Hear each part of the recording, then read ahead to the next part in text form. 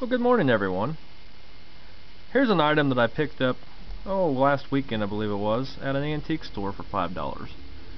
Now, when I first seen this, I thought, okay, that's pretty cool advertising, you know. That's a nice box, it's in good shape. I wasn't prepared for what I found out next when I picked this up, how heavy it was. Well, lo and behold, the original radio is still in this box. And I'm guessing that the box works in two ways: one, to protect the radio for shipment and display, and two, as the actual instructions of this for the operation of this little radio. Now, what this says across the front is world's smallest radio, Bronson miniature radio, can be carried anywhere in a purse or a pocket, and it has a little picture of what the item looks like. It says no batteries, no tubes, no electricity, nothing to wear out or replace, designed to last a lifetime. Across the side, turn it over the way it's supposed to be read, it says world's smallest radio, can be carried anywhere in a pocket or purse. And it's the same thing on that side. It just says Bronson miniature radio on that side and the other end.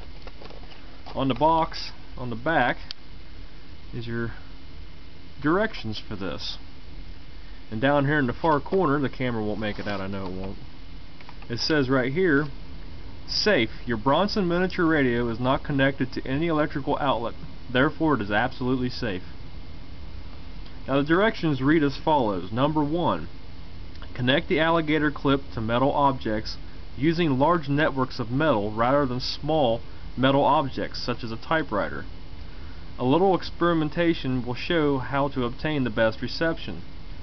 The following metal objects are among many that produce effective results: a metal finger guard on a dial telephone, metal framework of a lamp, a TV or radio aerial, water pipe, faucet, wire fence, or in your rural areas, connect your Bronson miniature radio to wire fences, between trees or over a barn, to pipes or metal objects that extend upwards alongside the barn or home. Reception is poor when connected too closely to high voltage power lines. It says in big bold letters on there, do not insert into electrical wall receptacles. And what it's talking about is the little alligator ground connection.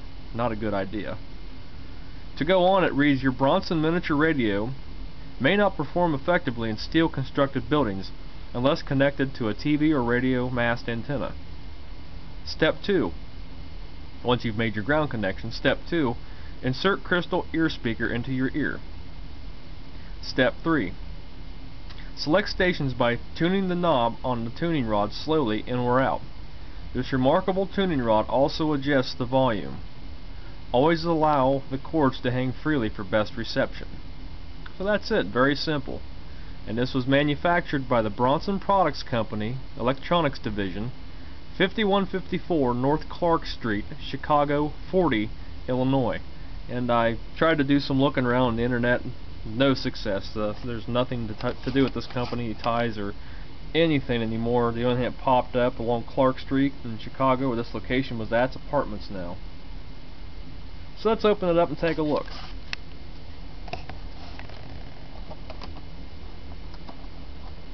Now this set does play. It is very, very quiet. Has hardly any volume whatsoever. And it only stays tuned to one station when you tune the slug in or out.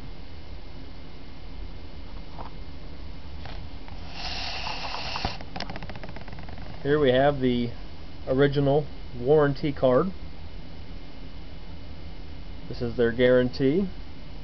Send it back with your name and address. This guarantee is void if this radio has been taken apart, tampered with, and or abused in any way, shape, or form. Enclose $1 to cover the cost of shipping and handling.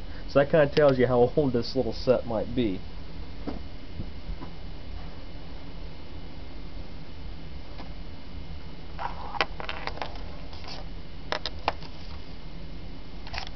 Here's the set itself. Across the top it says Bronson miniature radio, Bronson Products, Chicago 40, Illinois. Here's your crystal earpiece. It says crystal earphone made in Japan. And here's your alligator clip. The only reason I have these kind of tied off and taken apart from each other is because when allowed to play together, it just basically balls into one big rat's nest. But to tune this, what you do is tune this slug right here, in or out inside. And all in all, when this thing's tuned completely to one end, this will stick out of the end of this little unit about 2 inches. And it's glued together. You can't take it apart. And it probably measures about 2.5 inches by about 3/4 of an inch to an inch wide this way, and about an inch to 1.125 tall. Kind of neat. I'd never seen one before. If anybody has any information on one of these little sets, I'd love to know more.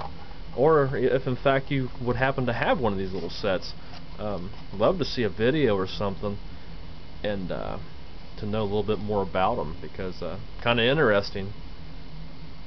So that's it for now. Thanks for watching.